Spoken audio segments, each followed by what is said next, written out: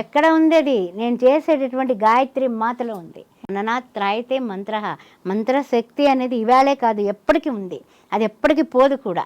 అందుకే అంటూ ఉంటారు కదా, మంత్రాలకి చింతకాయలు రాలుతాయా? చింతకాయలు రాలినా రాలకపోయినా మన సంకల్పాలు నెరవేరుతాయి. అందుకే మానవ జన్మే చాలా చాలా పవిత్రమైన జన్మ, మంచి జన్మ, అద్భుతమైన జన్మ.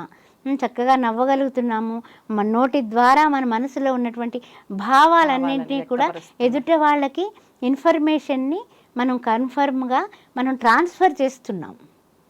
మరి అలాంటప్పుడు మరి మానవ జన్మలో ఉన్నటువంటి ఉత్తమోత్తమైనటువంటి ఈ మంత్రాలు మనం ఎందుకు ఉపయోగించుకోకూడదు?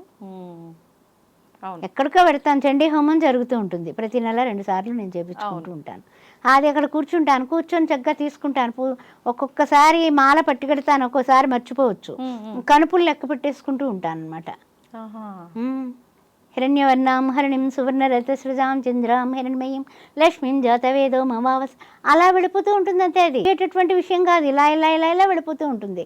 ఓకే ఓకే అమ్మయ్య అనుకుంటాను, ఒకసారి మర్చిపోతాను, పర్వాలేదు, లెక్క పెట్టుకుపోయినా పర్వాలేదు, చేసుకుంటున్నానా లేదా అది కావాలి, అంతే అంతే. అలాగా మనకి తెలియకుండా కామిత ఫలాలే కాదండి, మనలో ఉండేటటువంటి అనారోగ్య పరిస్థితులు, కంప్లీట్ నాడీ మండల వ్యవస్థని 100% ఉన్నటువంటి కాలుష్యాలని తీసివే